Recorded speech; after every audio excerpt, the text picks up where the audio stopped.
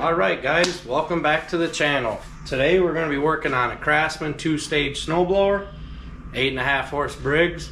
It's another one of those awesome deals. The neighbor was over, he says, hey, I'm cleaning the shed out, I got this snowblower, it's like new. He says, maybe you can make yourself a few bucks on it. Okay, bring it over. So we're going to get it running. I haven't really messed with it yet. I mean, I know it's got compression, I'm sure it's got spark, I could check it, yeah you should. But I'm just going to go ahead and jump right to making a quick video cleaning the carb. I'd like to get this thing running. I have a friend that wants it. That way I can get it sold, get it out of my garage. The chute did break on this from rocks, is the story I was told. So he's got a piece of wood on top and some metal, which is fine. Hey, if it works, right? So with that being said, I'm going to make a quick video on cleaning this carb. I'm going to get the ultrasonic cleaner warming up. I'm going to get this cover off. I'll show you how that works. Sometimes they can be stubborn. When these 8.5 horse Briggs came out on the snappers, I was still working in the shop, and they're actually pretty damn good motors. So yep, we'll get the cover off and we'll see. The tank is dry, so either one, they ran it dry and it doesn't need a carb clean, which you should always run them dry, or two, they didn't run it dry and the gas evaporated out, which means the carb's going to be really a mess. This thing's been sitting a long time. So we'll see if we'll even be able to get it working or if we'll have to put a new carb on it. So, alright guys, stay tuned. Get the camera readjusted and we'll show you how to do this. Save yourself some money. Alright, we got to go ahead and get these bolts off. They're stars. I have some really nice Icon Torx T-handles. These things are really good. They're not the cheapest, but I've had cheap sets. Cheap sets are kind of crappy. Drop the bolt like me. And get both these out. And this cover will come down. And that'll expose your carburetor. Just like that. And there's your carburetor. So, from here, I'm going to do it off camera. You got to use a pair of pliers. Get this clamp up on your fuel line. Slide your fuel line off. Then you're going to take this cover off. These are 5/16. The reason you're going to take that off is you need to get to the intake nut here, which is going to be 3/8 or a star. You can use either one. So let me get that disassembled. Like I said, 5/16, get this off, and I'll take the other two loose, and I'll show you how easy it is to pop the throttle control out of this. It's really simple. Alright guys, now that I have the carb loose, what you're going to do is you're going to gently pull it out. You're going to rotate it this way, and that governor rod, you got to get it just in the right spot. The governor linkage, I should call it. Just like this, will slide out. Now watch that little spring. There's a little spring attached to this. Make sure that little spring, it's going to go in this hole right here when this goes back together. You got to make sure that spring goes in the proper spot. So it's real simple. Looking at the throat of this carburetor, start to see stuff like this, you generally know it's going to be gummed up. That's my guess, and that's just from what I know, past experience. Hopefully I'm wrong. So let's get this camera flipped around and let me get the 1/2 inch, take the float bowl nut off, and we'll see what we got. Alright guys, it's a 1/2 inch. The float bowl nut. We're going to both see this together. See how bad it is. Oh yeah, it's bad. You can tell when the nut's hard to turn out that it's been sitting. And the smell is terrible. It's one thing I don't miss about working in the shop. Yeah, that's what she looks like. Let's get her tore down. This out of here. This nut is extremely important. There's a little tiny hole up here in the top of the jet and in the sides of the jet. What I do is I'll use torch tip cleaner sometimes. I'll show you after we ultrasonic clean it. Float's got to come out, which looks like this one might be a pain. Nope. Float's here. Make sure when you clean these, you clean all this off the float. Don't leave this shit on there. It'll gum right back up. And that's your two main jets, or your one main jet in there, I'm sorry, your pilot jet. Make sure you pull your needle out. Your needle's not seating properly inside there. You need to make sure that is not gummed up. And guys, that is it. That is how you take one of these carbs apart to clean. It is that simple. The gasket stayed on. The intake gasket stayed on. I got lucky. So now we're going to let the ultrasonic cleaner do its thing. I put the float in.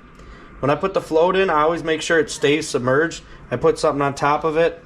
I got a little basket in there I'll put my needle valve in and my little jet in.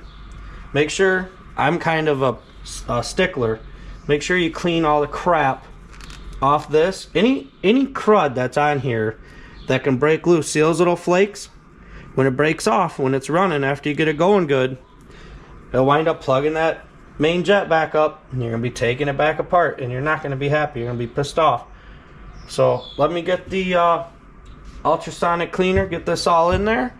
I'll pull it back out, and I'll show you guys real quick how I check to make sure this is flowing good, how I blow it out now that I got my air compressor here, and we'll put it back together, and this thing will run. This thing will run really nice, a nice snowblower. This is the basket, that ultrasonic cleaner I was telling you about. This little basket, I love this little thing. Just put all your small stuff in here, just like that. It closes up. It's got a little point right here in the basket. Close that basket up, keeps everything locked in there. Usually it closes better than that. I'm sure because I'm doing it on camera, it's just fighting with me. I'm sure, like everything else I own. If everything worked 100% all the time, wouldn't make no money. Pull your primer line off. Can be a little tricky. Usually there's extra line, so if you got to cut these, just cut it real close down here to the nipple. This is what I'll do. I'll usually put that float in there like that, and then I'll set my carb on top of it, or whichever way, or I'll set the float bowl down, upside down, depending on how big your ultrasonic cleaner is, and that's exactly how I'll do it. This one's really gummed up. Definitely not the worst I've seen. It's not that bad. So we're gonna run it for at least good 2 cycles, so maybe up to an hour. So it's gonna be a little bit. Okay, we're back. Did about 45 minutes in the ultrasonic cleaner. These are the results. Could go a little longer. This stuff will spray off down here. Be nice and clean when we get done here in a minute. The bowl is pretty good. Stuff will wipe out. You can tell a difference. It's a big difference. So I usually take my carb cleaner, brake clean, whatever you'd like to call it, and I'll spray this stuff out so that bowl is nice and clean on the inside. I'll spray the carb. Sure I get in the jets. The front here, there's 2 little passageways. Spray all that out. Make sure your float's nice and clean. You don't want that garbage breaking off, clogging your jets. Get the bowl nut out. See what we got going on with it. Needle valve, super clean. You want to make sure that tip is absolutely debris free, so she'll seal. Okay. Spray this nut off.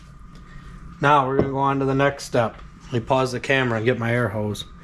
I do have a 80-gallon Ingersoll Rand compressor. Thing is awesome. So let me get my air hose out, show you how to blow it out, show you the torch tip cleaners, and we'll put it back together. Alright guys, what I will do is I'll spray air into the bowl nut. You'll see the air come out. Garbage on here. You'll see down there.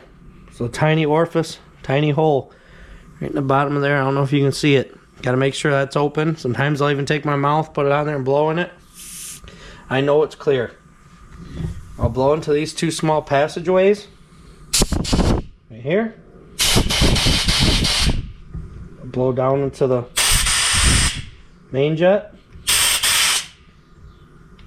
I'll gently put a little air into where the needle seals. Got to be careful not to blow the seat out. If you blow that out, then you have to replace the seat. Okay, make sure my bowl is nice and clean. Let me get some paper towel. Wipe the bowl out good. Look at all that crap. Make sure you wipe that real good. Now, what I want to show you guys are the torch tip cleaners. Hopefully I got the right size here. You can take, you gotta be careful, you're not supposed to do this, but you can. Push it in that center hole like that. And you'll be able to see on this side, the cleaner come through. You can take a bigger size and go through like that. Just be careful you don't enlarge the hole. If you do, you'll give it more fuel and she may not run good. Now, this is what I'm talking about, stuff on that needle like that. There's a little bit of crap on there, bit of residue. I probably could ultrasonic clean this for an hour, but I want to get it back together. It is pretty darn clean though. Just make sure that you check and get the crud off. Most important part is the tip of that needle. So, that being said, slide your needle in there, needle valve. Put your bowl on. Make sure this is really clean. Some stuff in here, like this little residue will break off and it'll get in the carb. Make sure it's as clean as you can possibly get it. The cleaner, the better. You're doing something like this. Okay. Put your float in, just like this. Slide your float pin in.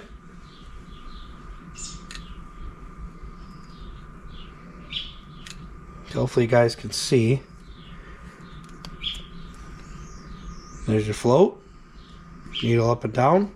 You can always blow some air into your fuel inlet and see if your float's working. Hopefully you guys are able to see that. You can always check that float. Then you're going to put your float bowl back on. Now when you tighten this brass nut, don't go crazy with it.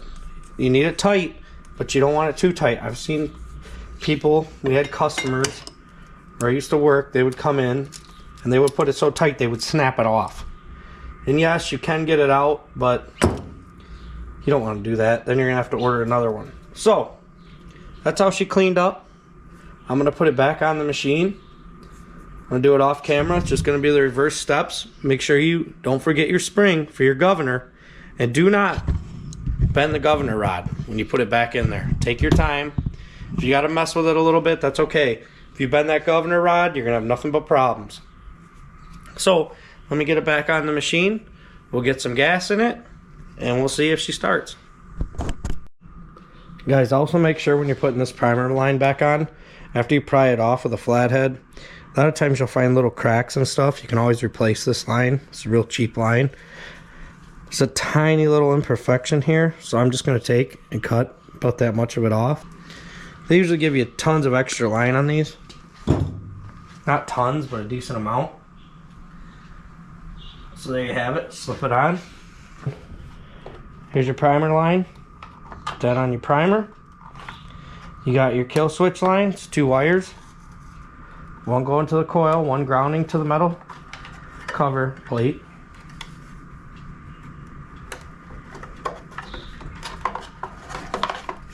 That's it, guys. You're going to put your 2 screws in. Make sure your cover seats. Sometimes there's a little groove down here.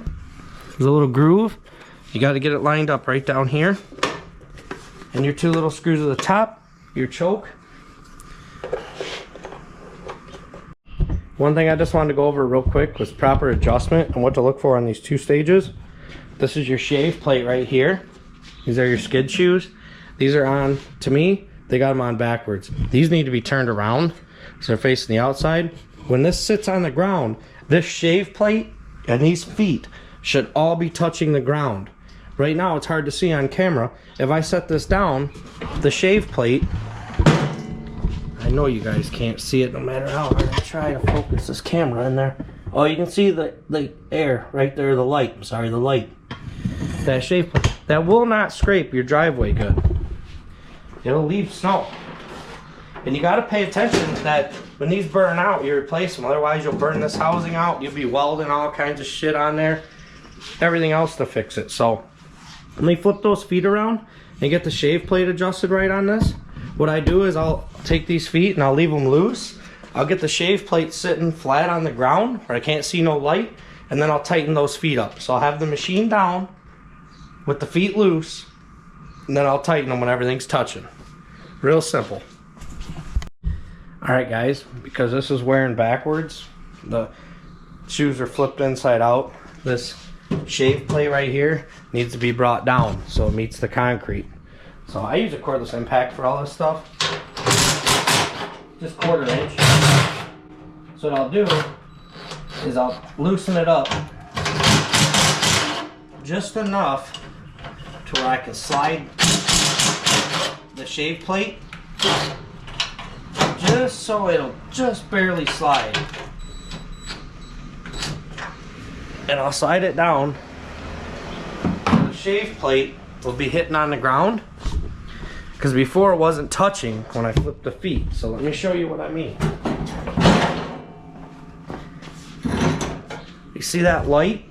See how we still got light underneath here? You want that shave plate to come down. So it's kind of difficult, but what I do is I'll push it down till it touches the ground. You want the shave plate on the ground, and then I'll tighten up the 2 outer nuts, and then I'll flip the machine back up on its edge, tighten those, and then put the machine back down and tighten the skis up on the side. Pretty simple. You just want everything to touch so it cleans up your cement really nice. So let me go ahead and finish doing that, and then let's see if it runs. As you can see guys, I got the shave plate adjusted really nice. There's just a small bit of light there. There's gonna be a little. You gotta remember, you're working on cement. The cement's pitched, obviously. Now you can see how I got the feet set. Don't be afraid to mess with that shave plate. If you have to change it or move it or adjust it several times, that's okay. And that plate is made to be turned around. You flip it over. It's slotted, so you get double use out of it. When you replace one, you replace both, or you flip it. Replace your feet too. You wear any of that out, you'll burn the housing out, you'll have nothing but a piece of junk. One last thing I forgot to mention on the last video is make sure your tires are all the way aired up before you start adjusting that shave plate. I forgot to mention it. I'm so used to doing it. Alright, let's see if this thing will run.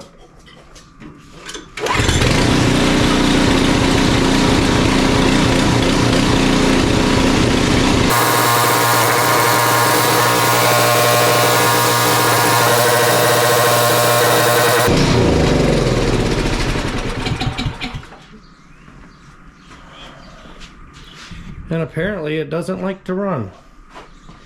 I'm assuming that we got more stuff in the carburetor.